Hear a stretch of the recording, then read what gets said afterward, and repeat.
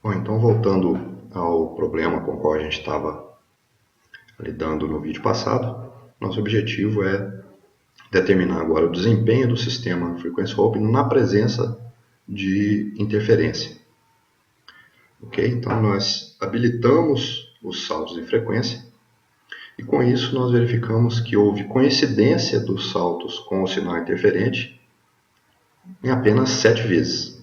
E isso nós verificamos aqui nesse gráfico de histórico de erros, no qual nós percebemos que os erros cresceram apenas 1, 2, 3, 4, 5, 6, 7 vezes. Nos demais intervalos, os erros se mantiveram constantes. Okay? Então, para calcular o desempenho do sistema nessa situação, a gente precisa calcular qual é a proporção do tempo total de simulação, ou melhor dizendo, durante qual proporção do intervalo inteiro de simulação houve coincidência.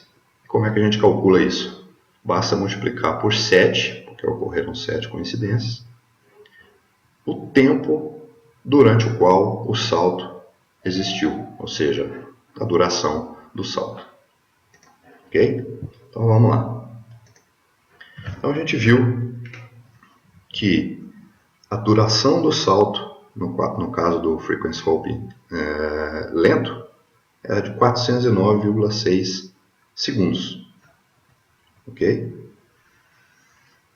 Então, a probabilidade de erro do sistema vai ser 7, que foi o número de vezes em que os saltos coincidiram com o sinal interferente, vezes a duração do salto, que é de 409,6 segundos, e ao dividir isso por 10.000, que é a duração da simulação, eu tenho então a proporção do tempo de simulação em que houve coincidência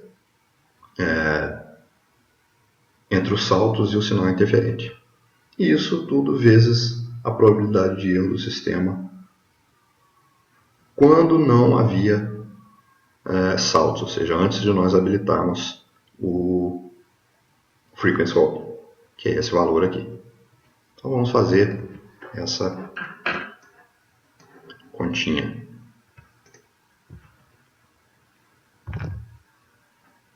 Então vai ser, vamos ver se dá para ver as duas coisas aqui.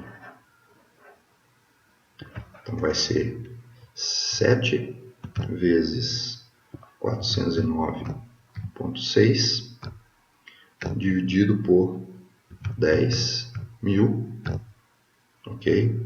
Vezes aquela probabilidade de erro que nós havíamos encontrado de 0,127. 0,036. Okay? Se nós observarmos aqui, vamos só completar aqui no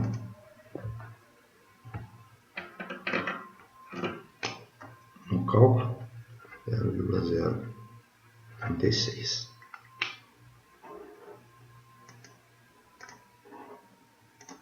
Se nós observarmos aqui o resultado da simulação, 0,039, que é um valor bastante próximo. Por que o valor não é idêntico ao valor calculado? Primeiro porque nós não simulamos por um tempo suficientemente grande para a estimativa da probabilidade de erro variar muito pouco. Se nós rodarmos de novo aqui, muito provavelmente nós vamos ter outro valor de probabilidade de erro. Aí, mudou um pouquinho. Certo? E a cada execução eu tenho um valor. E se eu simular o sistema durante um tempo bastante grande, esse valor vai convergir para o valor calculado de 0,036. Okay? Agora, qual a razão da aleatoriedade do número de erros? A razão é que o sinal interferente é um sinal aleatório. Okay? Então, essa é a pura e simples razão. Se o sinal interferente é um sinal aleatório no tempo, esse é o espectro dele.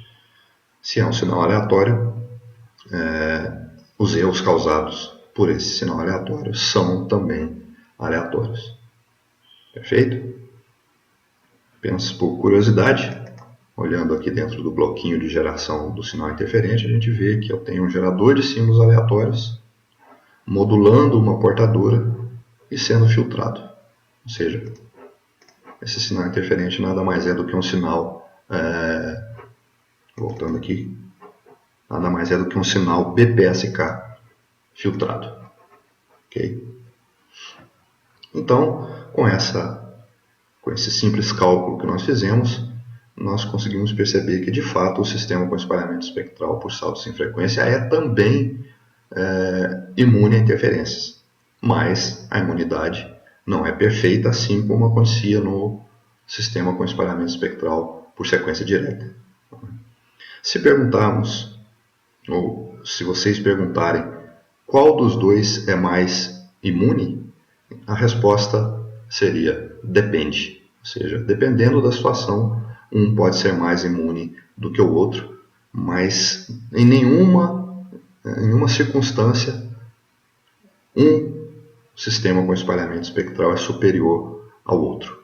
Cada caso é um caso e, portanto, precisa ser analisado isoladamente. Ok? Bom, o que mais que a gente pode obter nesse experimento? A gente viu lá na teoria que uma das desvantagens do sistema com saltos em frequência lento é que, por exemplo, se nós quisermos produzir uma interferência intencional nesse sistema, digamos, por exemplo, que a gente está realizando uma comunicação entre esse transmissor e esse receptor num campo de batalha, e que esse sinal interferente seja gerado pelo inimigo. E é claro que o inimigo vai querer interferir da melhor forma possível. E uma maneira de interferir é fazer com que o sinal interferente também salte acompanhando os saltos do sinal FHSS. É claro que para que ele faça isso, ele precisa conhecer o padrão de saltos, e isso não é trivial. Porém, se os saltos estiverem sendo executados de maneira lenta, ele pode, através de um analisador de espectro, ficar monitorando onde estão esses saltos e, com isso, descobrir o padrão de saltos. E aí ele simplesmente implementa um hardware que faz com que o sinal interferente em azul siga o sinal interferido vermelho. Nesse caso, a gente tem ou teria, melhor dizendo, um sinal interferente seguidor. Esse é o nome técnico para esse tipo de situação. E é claro, se houver a coincidência entre o sinal interferente e os saltos, a todo momento a taxa de erro do sistema vai aumentar e pode inviabilizar a comunicação desse transmissor com esse receptor. Perfeito? Então essa é uma desvantagem do sistema com saltos em frequência lento. Mas ele tem uma vantagem, que é a facilidade de implementação, ou seja, a eletrônica utilizada para gerar um sinal frequency hopping lento, ela não é uma eletrônica cara, porque vai precisar de circuitos mais lentos, de circuitos integrados, digamos assim, mais lentos, e os circuitos integrados mais lentos são mais baratos e, além disso, consomem menos energia. Okay? O outro tipo de frequency hopping é o rápido. Eu vou mudar para ele aqui para a gente ver qual é a consequência. Ou seja, o que está aparecendo aqui? Que a gente tem um outro tipo de sinal frequency hopping, mas na verdade não tem. Os espectros do sinal FSK continuam saltando, mas eles estão saltando numa velocidade tão alta para a simulação que o analisador de espectro não consegue registrar eles a cada instante. Então a gente vê um comportamento médio aqui do sinal frequency hopping. Em outras palavras, se eu utilizasse um analisador de espectro na prática para monitorar um sinal frequency hopping rápido, eu não iria conseguir ver o sinal saltando. E está aí a dificuldade que o interferente teria para descobrir o padrão de saltos. Ok? Ou seja, um frequency hopping rápido dificultaria um interferente intencional de implementar a interferência seguidora, justamente porque ele teria uma dificuldade enorme de descobrir o padrão de saltos por esses estarem acontecendo de forma muito rápida. Ok? Só que tem uma desvantagem do frequency hopping rápido, e a desvantagem está na implementação. A eletrônica, para implementar o frequency hopping rápido, precisa utilizar circuitos mais rápidos, circuitos integrados mais rápidos, por exemplo, que vão ser mais caros, a implementação vai se tornar mais difícil e, além disso, o circuito vai consumir mais energia, porque, via de regra, circuitos mais rápidos consomem mais energia. Ok? Bom, basicamente é isso que eu tinha para mostrar para vocês sobre o frequency hopping. E agora vocês podem interagir com o experimento à vontade para descobrirem outras coisas e revisarem conceitos teóricos utilizando esse experimento.